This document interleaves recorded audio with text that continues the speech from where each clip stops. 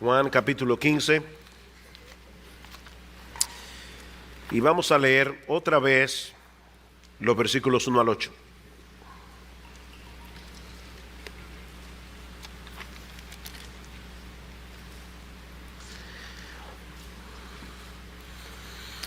Dice así la palabra de Dios: Yo soy la vid verdadera, y mi Padre es el labrador. Todo pámpano que en mí no lleva fruto lo quitará, y todo aquel que lleva fruto lo limpiará para que lleve más fruto. Ya vosotros estáis limpios por la palabra que os he hablado. Permaneced en mí y yo en vosotros, como el pámpano no puede llevar fruto por sí mismo si no permanece en la vid, así tampoco vosotros si no permanecéis en mí. Yo soy la vid, vosotros los pámpanos. El que permanece en mí y yo en él, éste lleva mucho fruto, porque separados de mí nada podéis hacer. El que en mí no permanece será echado fuera como pámpano y se secará, y los recogen y los echan en el fuego y arden.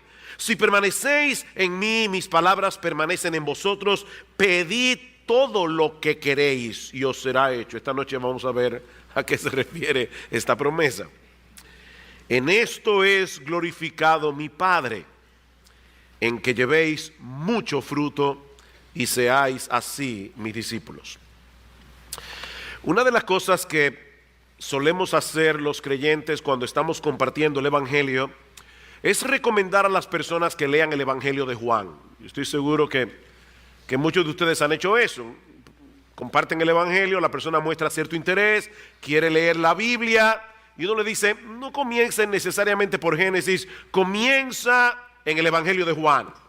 Y eso tiene sentido porque el mismo Juan nos dice que el propósito de su evangelio es llevar a sus lectores a creer que Jesús es el Cristo, el Hijo de Dios, y para que creyendo tengáis vida en su nombre. El evangelio de Juan nos presenta en una forma clara y sencilla las verdades del evangelio que un incrédulo necesita conocer para venir a Cristo en arrepentimiento y fe.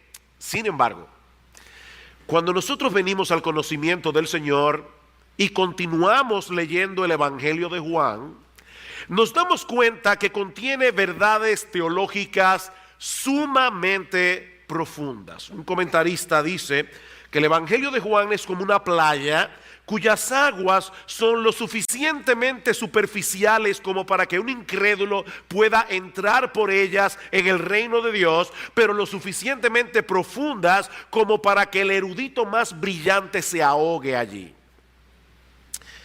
Y lo cierto es que eso es lo que ocurre con este pasaje que nosotros comenzamos a estudiar la semana pasada.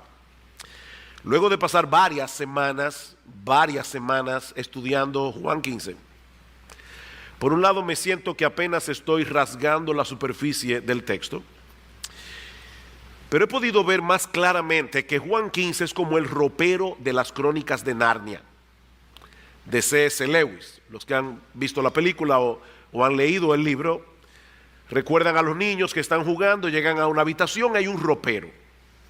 Cuando uno abre el ropero, parece que el espacio que tiene dentro es estrecho, es pequeño, pero si decidimos entrar en el ropero, descubriremos un mundo fascinante que nunca podremos conocer completamente. Nunca. ¿Qué nos enseña Jesús en Juan 15? Algo muy sencillo, que Él es la vid, su Padre es el viñador y nosotros somos las ramas. Él no es una vid entre muchas otras vides. No, Él es la única vid. Todas las demás son falsas, todas las demás son inauténticas, todas las demás son engañosas, o como en el caso de Israel, una mera sombra que apuntaba hacia la verdadera vid. Y nosotros somos las ramas, unidas a Cristo por la fe con una unión indisoluble. De manera, mis amados hermanos, que nuestra única función en el mundo es llevar los frutos de la vid. De hecho, Él nos dice que el pámpano que da fruto es podado por su Padre. A través de la palabra, cuando la palabra es predicada, ustedes son podados, somos podados. Cuando Dios viene y nos disciplina por causa de algún pecado, a través de providencias aflictivas, el Padre nos poda. ¿Para qué? Para que llevemos más frutos. ¿Y qué clase de fruto es este? Bueno, la semana pasada decíamos que aunque el texto no lo define, nosotros tenemos evidencias suficientes en el pasaje para concluir que se trata de la vida de Jesús en mí siendo vivida y manifestada a través de mí. Es la vida de Jesús en mí siendo vivida y manifestada a través de mí. Recuerden, hermanos, la ilustración que el Señor está usando aquí. Las ramas que están vitalmente unidas a un árbol frutal van a producir el fruto de ese árbol. Sea mango, sea naranja, sea limones, lo que sea, porque esa es la naturaleza del árbol. El árbol produce conforme a su naturaleza. Si Jesús es la vid y nosotros somos las ramas, hermanos, ¿cuál es el fruto que van a producir aquellos que están vitalmente unidos, conectados con Cristo? Van a reproducir a Jesús.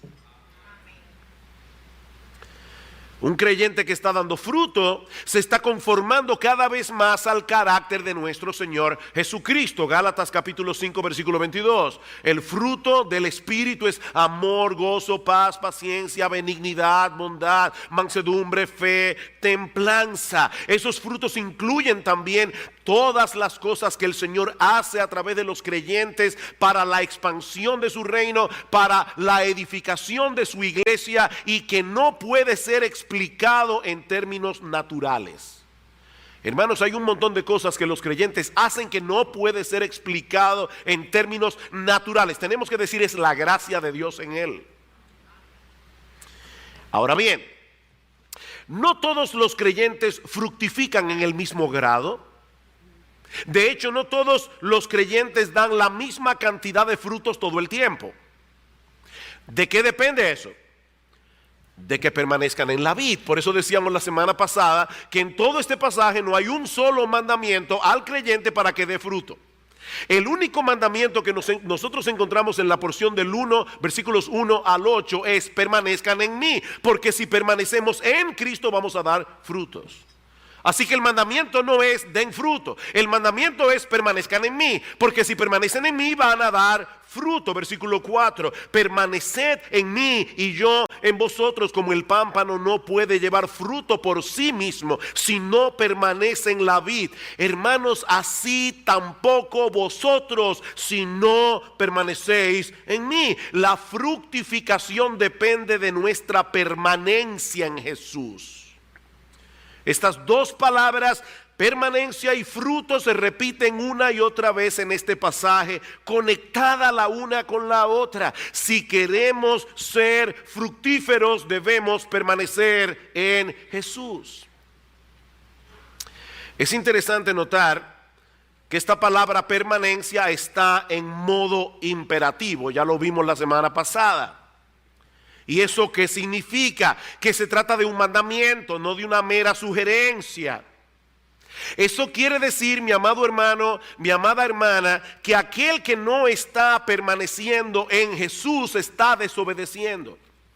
Es un mandato, está desobedeciendo a nuestro Señor y Salvador. Por otra parte, el tiempo del verbo que aparece aquí nos indica que se trata de algo que nosotros debemos hacer activa e intencionalmente. En otras palabras, esto no es algo que ocurre porque sí, por accidente. No, es el resultado de una acción responsable de parte del creyente.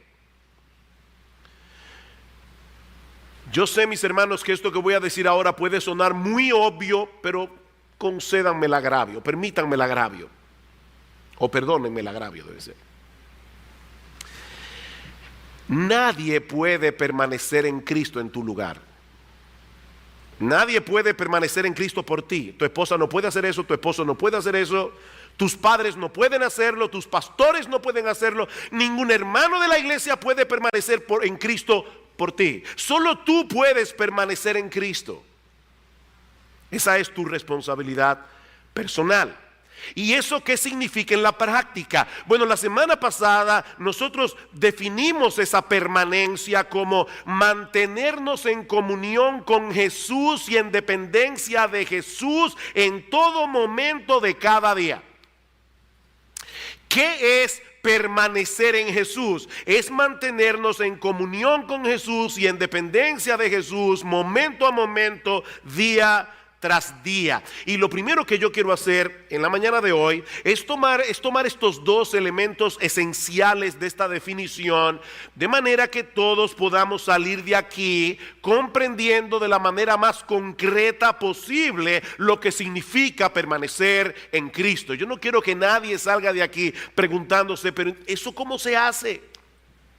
No, yo quiero ayudarte en la mañana de hoy. Es todo lo que yo voy a hacer.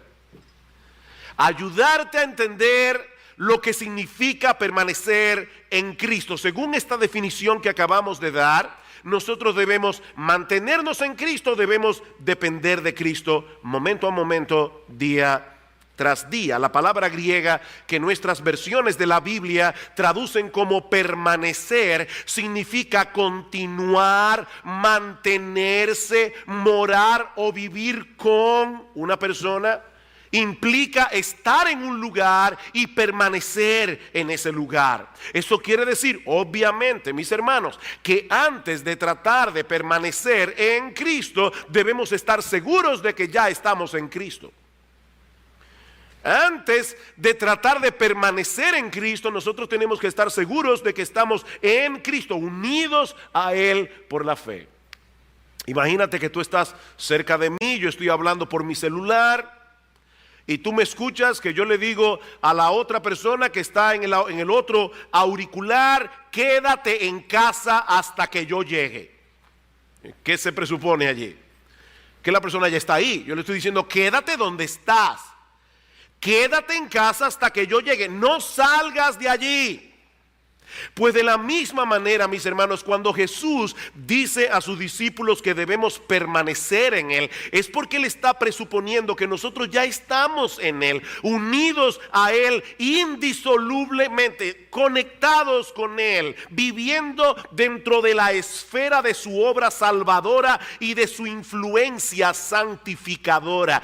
Ya estamos en Cristo. En Colosenses capítulo 3, versículo 3, Pablo dice que nuestra vida está escondida con Cristo en Dios. Y en Gálatas capítulo 2, versículo 20, dice el Señor: con Cristo estoy juntamente crucificado. Es como si entre Cristo y el madero de la cruz, tú estás allí en el medio. Con Cristo estoy juntamente crucificado, y ya no vivo yo, mas vive Cristo en mí. Y lo que ahora vivo en la carne, lo vivo en la fe del Hijo de Dios, el cual me amó y se entregó a sí mismo por mí.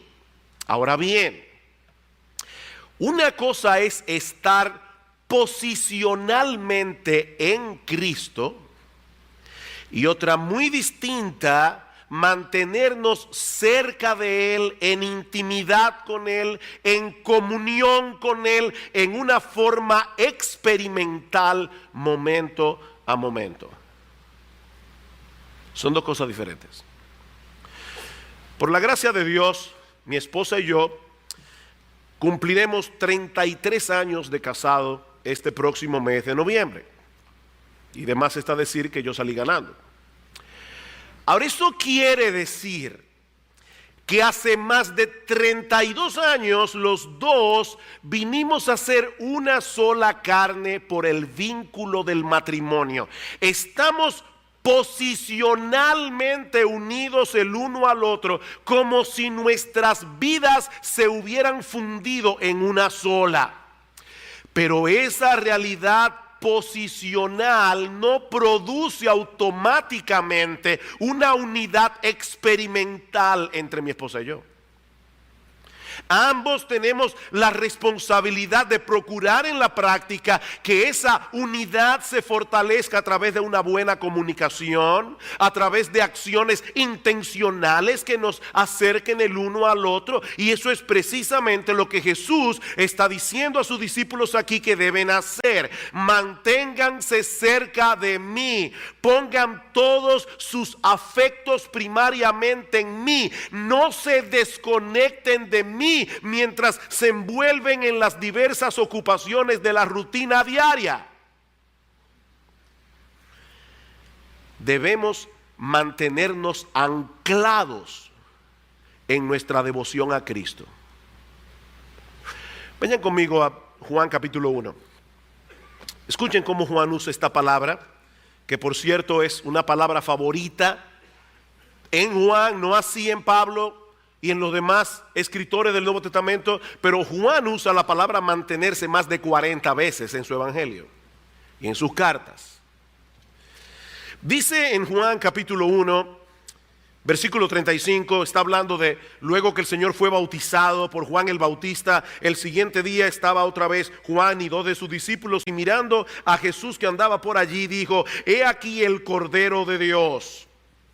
Le oyeron hablar los 2 discípulos y siguieron a Jesús. Y volviéndose Jesús y viendo que le seguían, les dijo: ¿qué buscáis? Ellos le dijeron: Rabí, que traducido es maestro, ¿dónde moras? Ahí está la palabra. Maestro, ¿dónde moras? ¿Dónde te estás quedando? Versículo 39, les dijo: venid y ved. Fueron y vieron donde moraba. Y ahí está la palabra de nuevo. Y se quedaron con él aquel día. Otra vez la misma palabra.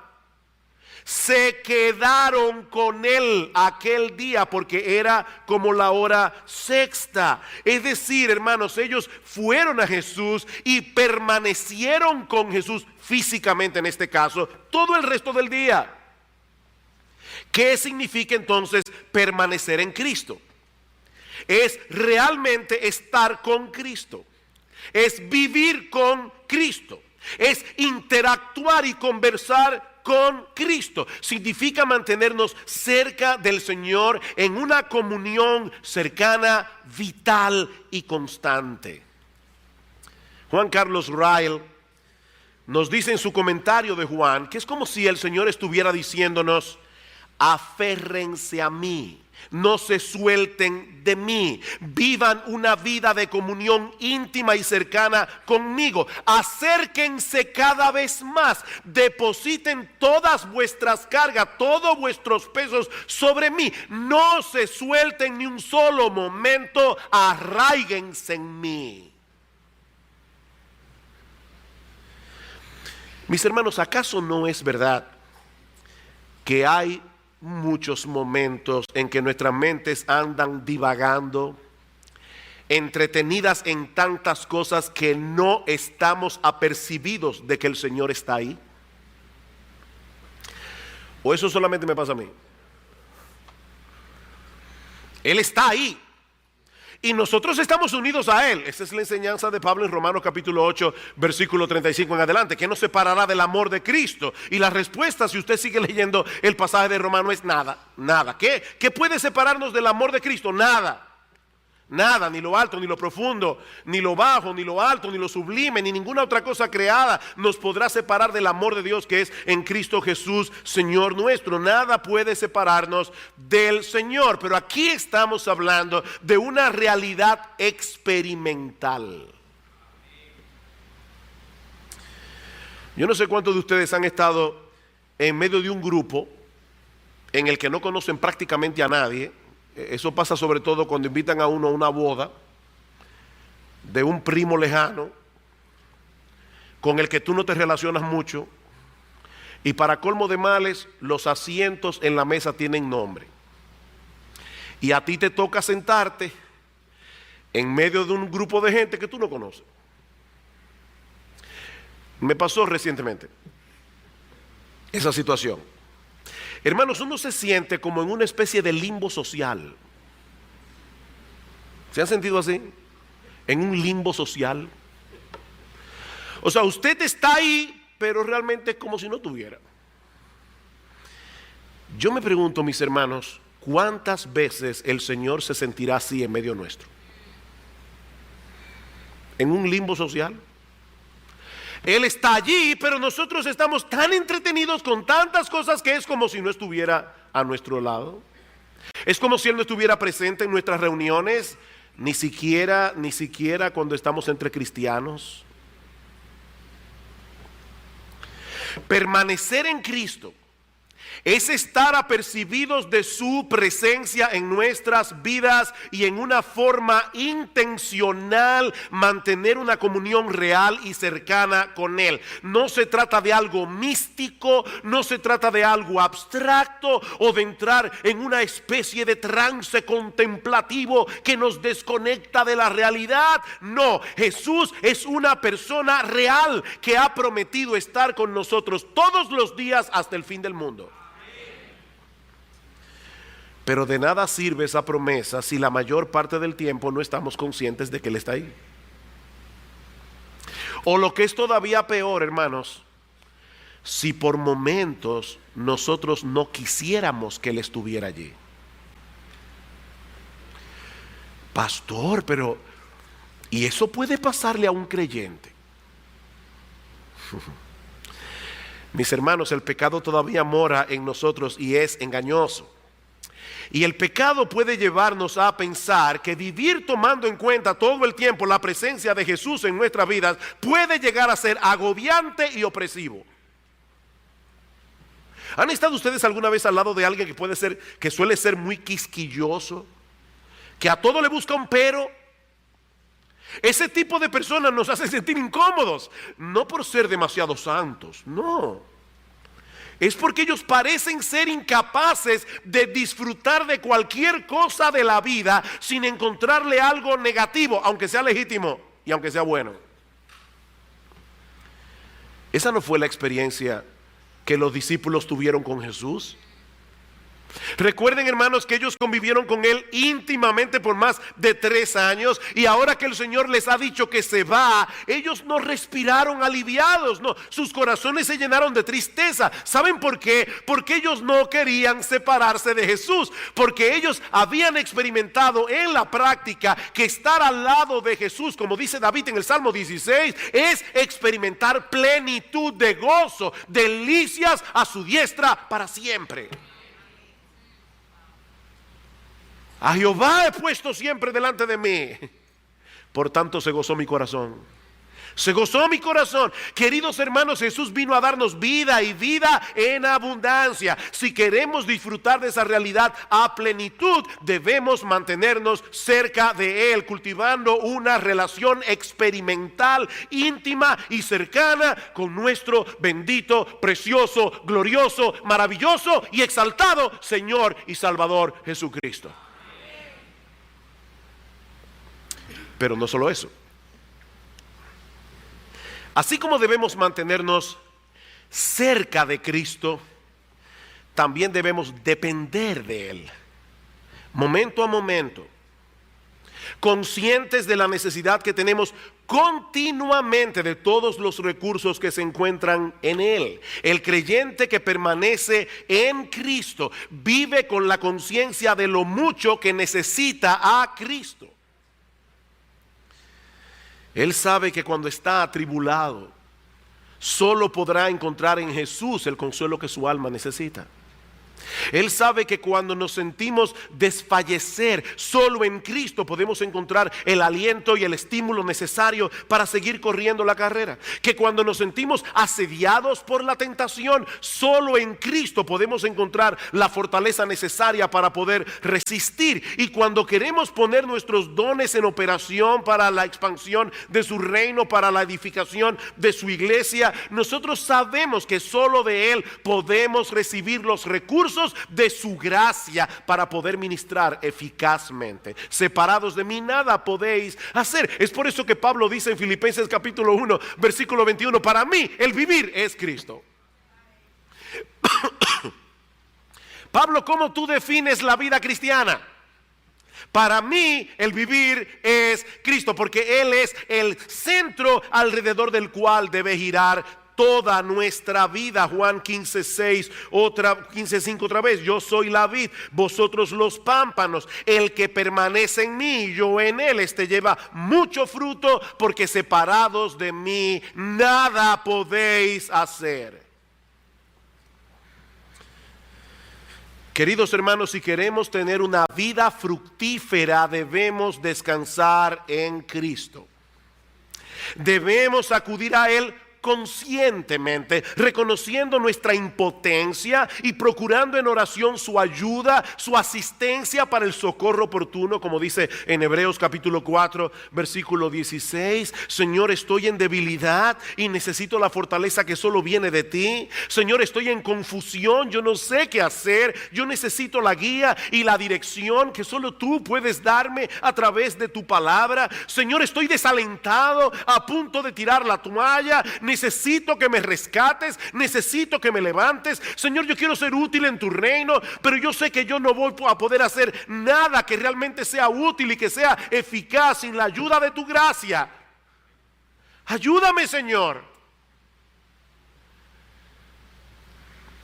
Mi hermano, no olvides que nosotros somos meras ramas que no pueden producir por sí mismas absolutamente nada, si no es por la savia que fluye del tronco de la vid. De hecho, es interesante que en el pasaje de Juan nunca se dice que los pámpanos dan fruto. Eso es interesante, siempre dice que llevan fruto. No sé si se dieron cuenta. En todo el texto dice que llevan fruto. Porque el que produce el fruto es Jesús. Y nosotros, las ramas, llevamos los frutos. Mantente aferrado a la vid para que puedas llevar los frutos que solo la vid puede producir. Ahora, yo le decía al principio de este mensaje, yo no quiero arriesgarme a que algunos creyentes salgan de este lugar sin entender todavía cómo llevar esta enseñanza a la práctica. Así que, habiendo visto los dos elementos esenciales que componen nuestra permanencia en Cristo, mantenerse en Jesús, depender de Jesús, ahora yo quiero que veamos otros dos elementos que son indispensables para nuestra permanencia en Jesús. Nosotros podríamos mencionar otras cosas, pero estos dos son indispensables para nuestra permanencia en Jesús, y el primero es su palabra. Su palabra. Si queremos permanecer en Cristo, dice el Señor, sus palabras deben permanecer en nosotros. Versículo 7, si permanecéis en mí y mis palabras permanecen en vosotros, pedid todo lo que queréis y os será hecho. Yo le decía al principio, esta tarde, si el Señor lo permite, vamos a ver lo que significa esta maravillosa promesa en cuanto a la oración. Pero ese no es el punto que yo quiero tratar ahora. Jesús está diciendo aquí, si permanecéis en mí y mis palabras permanecen en vosotros. John Piper, hablando acerca de esto, dice, la morada de Cristo en nosotros es intercambiable con su palabra morando en nosotros. Él es la palabra encarnada y esta es la palabra de Cristo escrita. Es intercambiable. Si Él permanece en nosotros, sus perspectivas permanecen. Si Él permanece en nosotros, sus prioridades permanecen. Si Él permanece en nosotros, sus principios permanecen. Si Él permanece en nosotros, sus promesas permanecen. Si Él permanece en nosotros, sus mandamientos permanecen. En resumen, cuando Cristo permanece en nosotros, su palabra permanece en nosotros. Esa es la enseñanza de Pablo en Romanos capítulo 12, versículo 2, que de hecho allí encontramos algo extraño gramaticalmente hablando, porque Pablo dice, no os conforméis a este siglo, sino transformaos por medio de la renovación de vuestro entendimiento. Lo extraño de ese pasaje es que el mandamiento transformarse está en voz pasiva, y aquellos que hace mucho que no pasaron por la escuela saben que en la voz pasiva el sujeto recibe la acción del verbo. De manera que lo que Pablo está diciendo allí es, déjense transformar. Déjense transformar. ¿Cómo? Por medio de la renovación de vuestro entendimiento, empapando vuestra mente con la palabra, para que la palabra despeje las tinieblas con las que llegamos a Cristo. Hermanos, todos nosotros llegamos con prejuicios al evangelio. Todos nosotros llegamos con mentiras al evangelio, creyendo cosas que no son verdad. Pero Cristo viene con su palabra y nos trae luz y comienza a despejar esas tinieblas.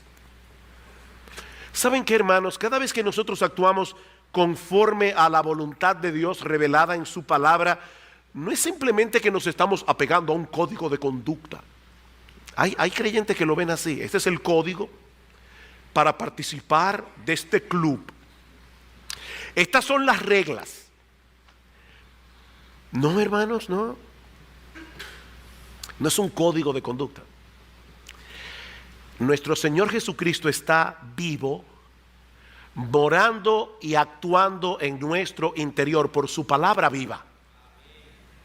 Él está vivo y Él está actuando en nuestro interior por medio de su palabra viva. La palabra de Dios es viva y eficaz, de modo que nosotros podemos y debemos interactuar con Jesús en nuestra vida diaria, tomando en cuenta sus opiniones reveladas en su palabra, que por cierto siguen tan vigentes hoy como cuando fueron originalmente escritas.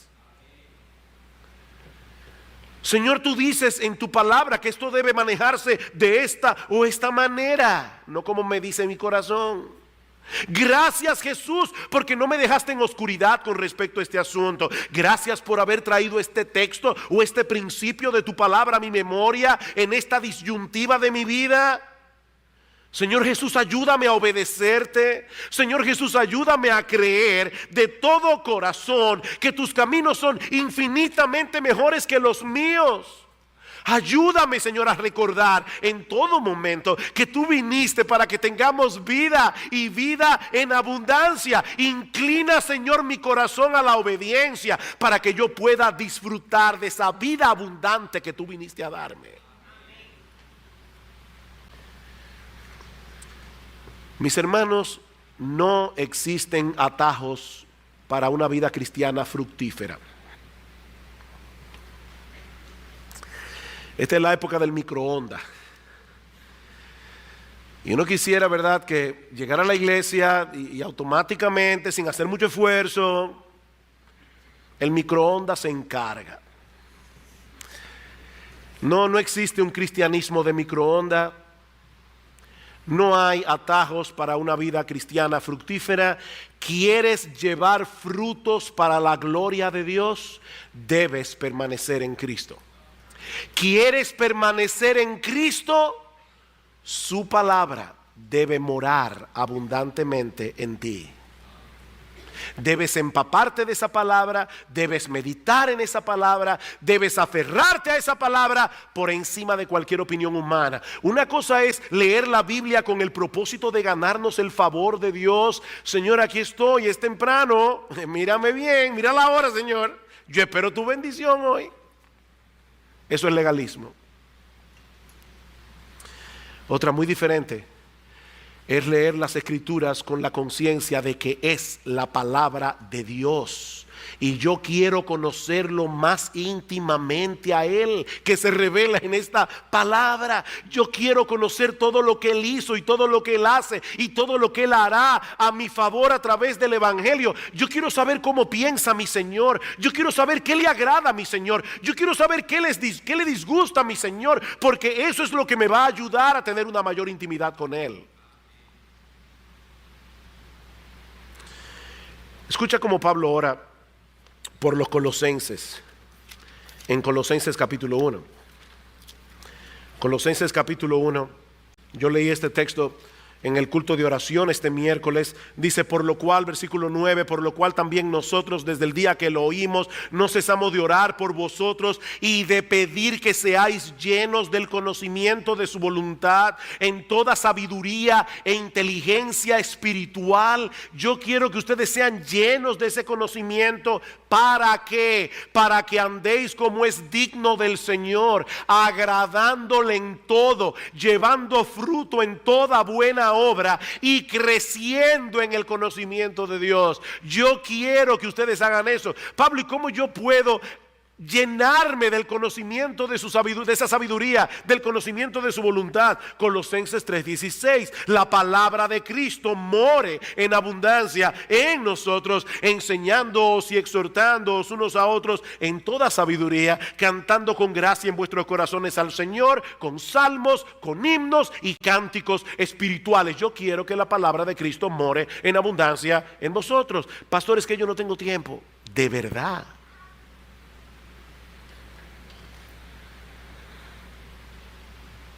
Dice John Piper que si para algo va a servir el Facebook y el Twitter en el día del juicio, es demostrar que la falta de oración y de lectura bíblica no era falta de tiempo.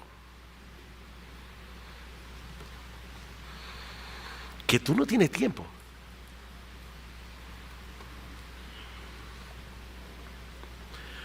¿O será que tus prioridades están trastornadas?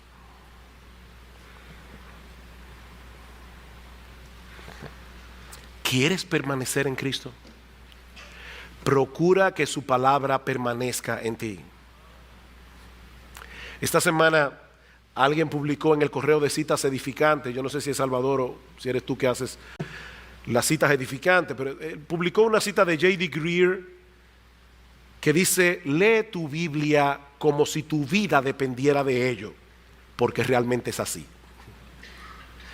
Lee tu Biblia como si tu vida dependiera de ello, porque realmente es así. Pero hay otro elemento indispensable para nuestra permanencia en Cristo, y es la oración. La oración.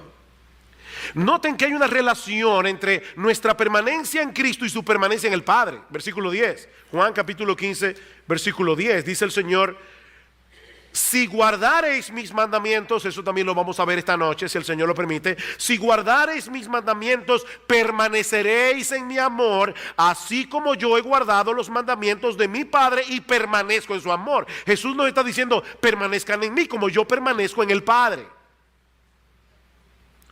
Y si hay algo que caracterizó la vida de Jesús durante todo su ministerio terrenal, fue la relación de intimidad y cercanía que él mantuvo con su Padre Celestial en todo momento y en toda circunstancia. Jesús, a través de toda su vida, dependió claramente de su Padre en oración. Vayan conmigo a Lucas capítulo 22, por favor. Nosotros decíamos que es muy probable que a partir del versículo 31 del capítulo 14 de Juan, el Señor y los discípulos hayan salido del aposento alto para dirigirse hacia el monte de los olivos. ¿Recuerdan al huerto de Getsemaní, que quedaba cerca de 1 milla de allí? Pero ahora escuchen este detalle que Lucas incluye en su evangelio y que no aparece en el evangelio de Juan. Versículo 39 de Lucas 22. Y saliendo probablemente del aposento alto para irse al huerto de Getsemaní, y saliendo se fue como solía al monte de los olivos. El huerto de Getsemaní quedaba en la pendiente del monte de los olivos. Se fue como solía al monte de los olivos y sus discípulos también le siguieron. Y allí nosotros vemos a Jesús orando al Padre. La palabra que yo quiero que ustedes resalten en sus Biblias en esta mañana es como solía. ¿Qué significa eso? Esto nos hace ver que eso no fue un hecho aislado en la vida del Señor. Esto es algo que él acostumbraba a hacer, apartarse al huerto de Getsemaní para estar a solas con su Padre Celestial.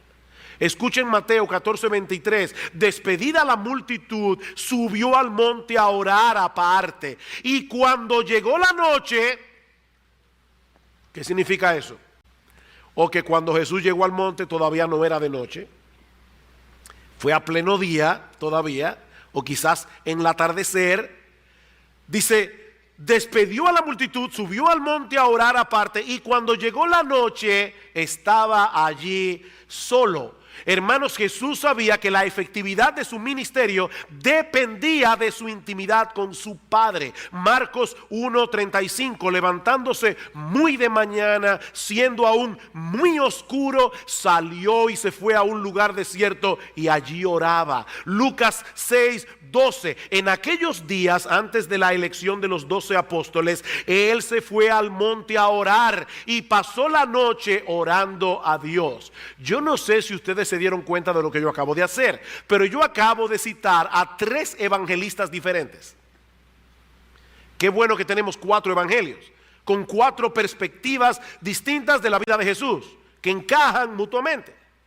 Y tanto Mateo, Marcos, Lucas y el mismo Juan resaltan el hecho de que Jesús oraba, pero no solamente eso. Si ustedes leyeron esos textos o escucharon esos textos con atención, se van a dar cuenta que se refieren a diferentes horas del día. Jesús oraba por la tarde hasta la noche, Jesús oraba por la noche, Jesús oraba de madrugada, Jesús a veces se pasaba la noche entera orando. ¿Saben por qué? Porque él tenía la conciencia que revela en Juan 14:10. ¿No creéis que yo soy en el Padre y el Padre en mí? Las palabras que yo os hablo no las hablo por mi propia cuenta, sino que el Padre que mora en mí, Él hace las obras. Jesús está en nosotros y Él hace las obras, así como el Padre estaba en Jesús y hacía las obras. Hermanos, Jesús, el Hijo de Dios, la segunda persona de la Trinidad encarnada, Dios hecho hombre, dependía enteramente de su Padre celestial. Déjame hacerte una pregunta. Si le pidiéramos a 4 personas que pasen 3 años viviendo íntimamente contigo, en una relación bien estrecha, para que luego escriban 4 biografías de ti, reflejando, ¿verdad?, 4 perspectivas distintas, ¿cuál sería el rasgo dominante que ellos resaltarían acerca de ti? Porque en el caso de Jesús, lo que los evangelistas resaltaron fue su dependencia del Padre. La oración fue un elemento vital en la vida y ministerio de nuestro Señor Jesucristo. Y ahora que Él está a punto de partir y dejar la responsabilidad de su obra en manos de los discípulos, sus discípulos hasta ahora estaban a la sombra, Jesús era el protagonista, ahora Jesús se va, ellos van a ser los maestros, ellos van a ser los líderes, ellos van a ser los evangelistas, ellos van a hacer la obra que Jesús estuvo haciendo por 3 años y medio. ¿Y saben lo que le ordena a Jesús? Versículo 4 y 5 otra vez: permaneced en mí y yo en vosotros. Como el pámpano no puede llevar fruto por sí mismo si no permanece en la vid, así tampoco vosotros si no permanecéis en mí. Yo soy la vid, vosotros los pámpanos. El que permanece en mí y yo en él, este lleva mucho fruto, porque separados de mí nada podéis hacer. Nada podéis hacer. Hermanos, ¿qué hemos visto hasta aquí?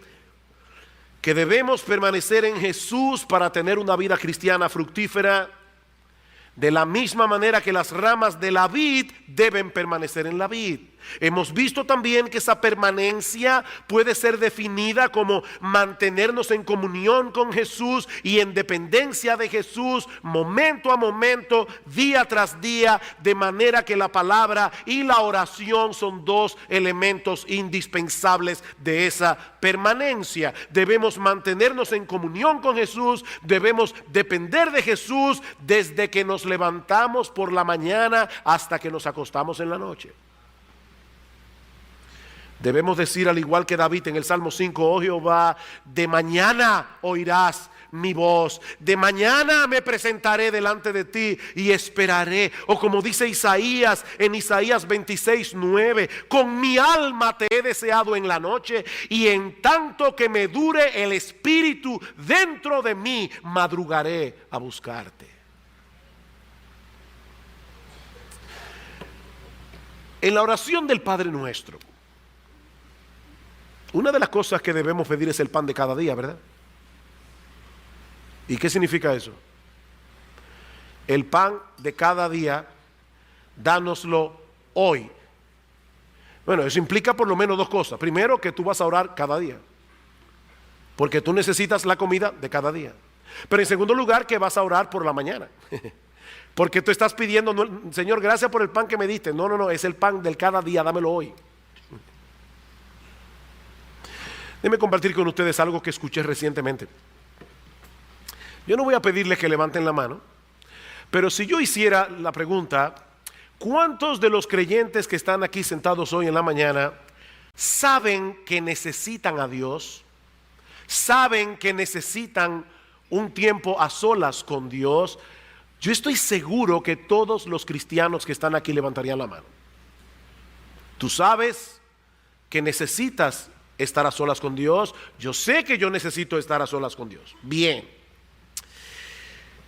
Pero a esa pregunta le falta algo, o a esa declaración le falta algo. Tú necesitas a Dios, yo necesito a Dios, pero lo que le falta a esa declaración es que Él quiere estar con nosotros. Déjame volver a repetir eso otra vez. Tú necesitas a Dios y Él quiere estar contigo. Él quiere estar contigo, si eres creyente. Nosotros no somos una interrupción en el itinerario de Dios. Óyeme, yo que estoy tan ocupado y aquí está esto otra vez. No. Él nos escogió desde antes de la fundación del mundo para tener comunión con nosotros y para hacernos cada vez más semejantes a nuestro Señor Jesucristo, de modo que cada día Él nos prepara una mesa para que vengamos delante de Él a tener comunión con Él. Mis hermanos, eso cambia por completo nuestra perspectiva, nuestra visión de ese tiempo a solas con Dios. Alguien lo dice de esta manera: todos nosotros necesitamos comer, pero no siempre tenemos deseo de comer. Algunos siempre tienen deseo de comer, pero hay algunos que se le ve el apetito de vez en cuando. Y cuando nos encontramos en esa condición inapetente, fácilmente podemos saltar alguna comida, porque tal vez estamos muy ocupados o entretenidos en alguna cosa. Ahora, si yo supiera que mi esposa me ha preparado mi plato favorito con mucho esfuerzo, porque es una fecha especial y ella quiere agradarme y pasar ese tiempo conmigo, ustedes pueden estar seguros de que yo no voy a saltar esa comida, no importa los compromisos que yo tenga ese día. Mis hermanos, lo que yo les estoy diciendo es que nuestro Dios nos prepara cada día un banquete de gracia y misericordia. Son nuevas cada mañana, un torrente de delicias, como dice el salmista, porque Él quiere que estemos con Él. Él quiere que estemos con Él, hermanos. No solo porque nos ama con un amor eterno e inalterable, sino porque Él quiere seguir formando la imagen de su Hijo en nosotros. Y eso no será posible a menos que cultivemos una relación estrecha con Él. Según a los Corintios 3:18, nosotros todos, mirando a cara descubierta como en un espejo la gloria del Señor, somos transformados de gloria en gloria en la misma imagen como por el Espíritu del Señor. Lo que nosotros vemos de Jesús en la Biblia nos lleva a admirar más a Jesús, y esa admiración por Jesús produce en nosotros una transformación de gloria en gloria conforme a la imagen de Jesús. Es así que funciona esto, hermanos. Y lo mismo podemos decir del culto de adoración. Del culto de adoración, hermanos, cuando una persona falta al culto de adoración por una causa que no sea justa, está manifestando algo peligroso. No en balde en Hebreos capítulo 10 cuando dice no se dejen de congregar como algunos tienen por costumbre, lo dice en el contexto de la apostasía, porque una de las primeras características de aquel que apostata, una de las primeras evidencias de aquel que termina apostatando de la fe, es que se comienza a desconectar de la iglesia en los cultos de adoración. Pero piensen en esto, hermanos, y yo no digo esto ahora para que me tomen pena, pero Cristo ha prometido estar con nosotros en medio de su congregación cuando estemos 2 o 3 congregados en su nombre. Y durante la semana hay un siervo suyo, un pastor, un predicador que se pasa horas y horas y horas y horas estudiando las Escrituras, preparando el banquete que él sabe que Dios quiere que él le sirva a su pueblo. Él mismo va a estar allí, moviéndose en medio de los 7 candeleros de oro y tomando algo de la mesa de lo que el pastor preparó y dándotela a ti de manera particular, y toma otra cosa de la mesa que el pastor preparó y te la trae a ti de manera particular. Pero tú no estabas ahí, porque ese día no te dio deseos de venir a la iglesia, o decidiste irte a comer a otro lado. Dios está en su iglesia cada domingo, donde están 2 o 3 congregados en su nombre, y Él te dice: hijo mío, ven, ven que he preparado comida para ti, ven que yo quiero tener comunión contigo. ¿Saben una cosa, hermanos? A Satanás le tiene sin cuidado todas las cosas que supuestamente estás haciendo para el reino de Dios. A él le tiene sin cuidado, siempre y cuando descuides tu comunión con el Señor. Porque él sabe que todo lo que hagas será completamente inútil al final. Él lo sabe. Y tú estás enredado en 1000 cosas, menos en lo que debes estar: permaneciendo en Jesús, teniendo comunión con Jesús, empapándote de la palabra de Jesús, dependiendo de Jesús. Y el diablo te está mirando allí bien ocupado, porque él sabe que en el día del juicio, cuando tus obras sean traídas delante del tribunal de Cristo, se quemarán como heno, madera y hojarasca.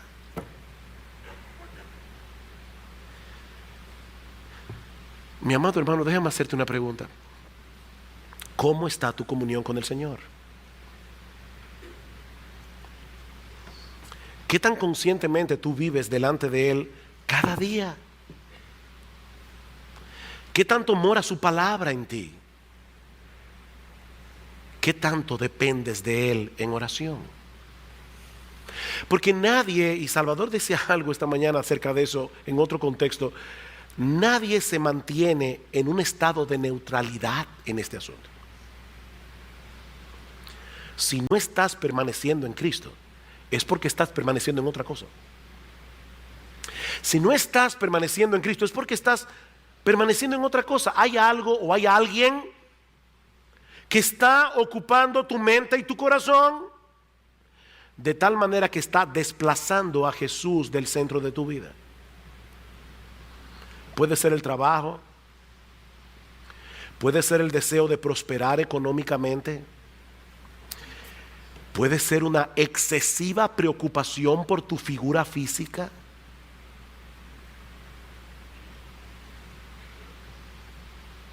Muchas horas en el gimnasio, pocas horas de estudio de la palabra de Dios.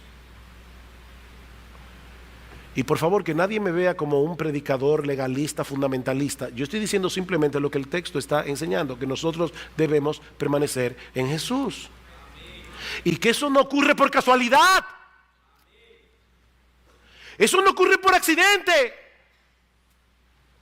Muchas horas moleando en las tiendas, como decía un joven aquí, perdiendo el tiempo.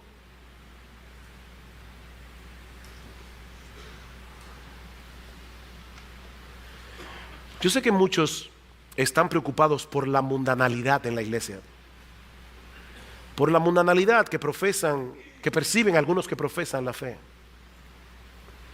por la forma inmodesta como se visten algunas,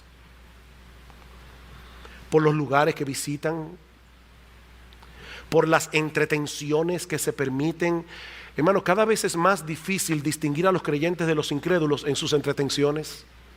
Cada vez es más difícil porque no parece haber ninguna diferencia entre lo que hacen los impíos y lo que hacen los creyentes.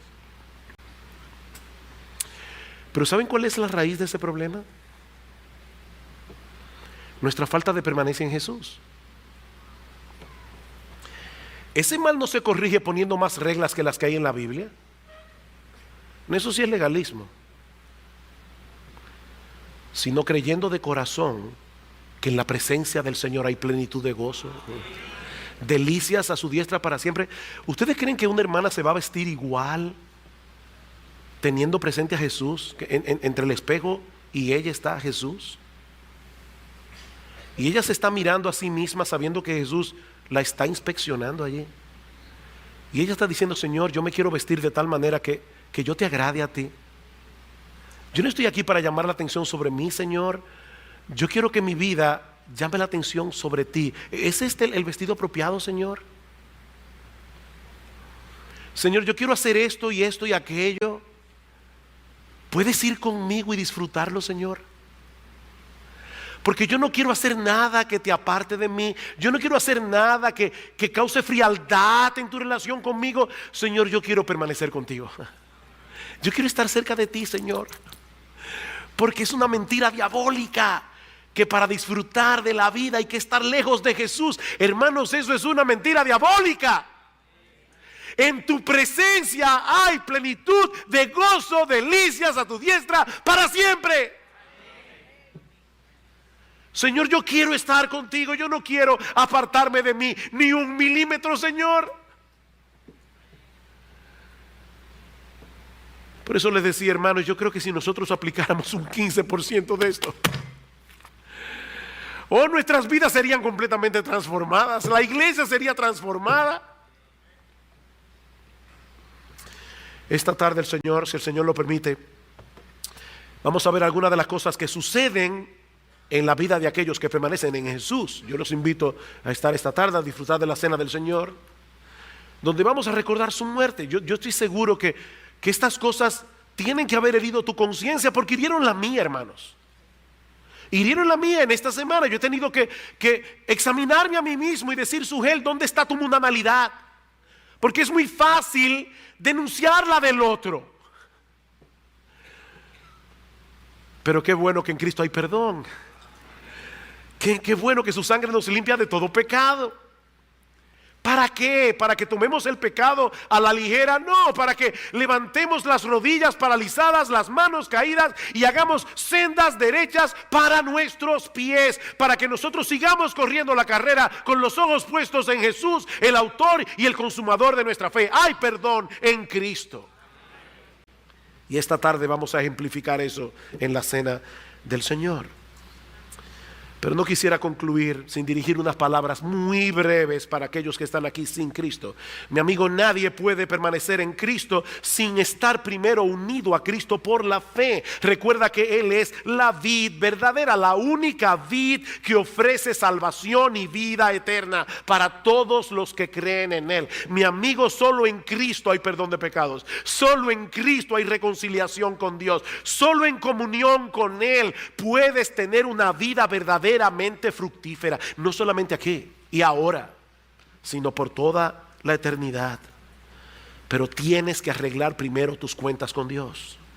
Tienes que venir a Cristo en arrepentimiento y fe, confiando únicamente en Él y en su obra redentora en la cruz del Calvario. Mi amigo, allí donde estás, pídele a Jesús que te salve. Pídele que te salve, pídele que tenga misericordia de ti. Mi amigo, no te vayas de este lugar como una rama seca, cuando puedes irte unido a la vid, recibiendo todo el beneficio de estar en unión con ese precioso, maravilloso, extraordinario, exaltado, bendito Señor y Salvador Jesucristo por los siglos de los siglos.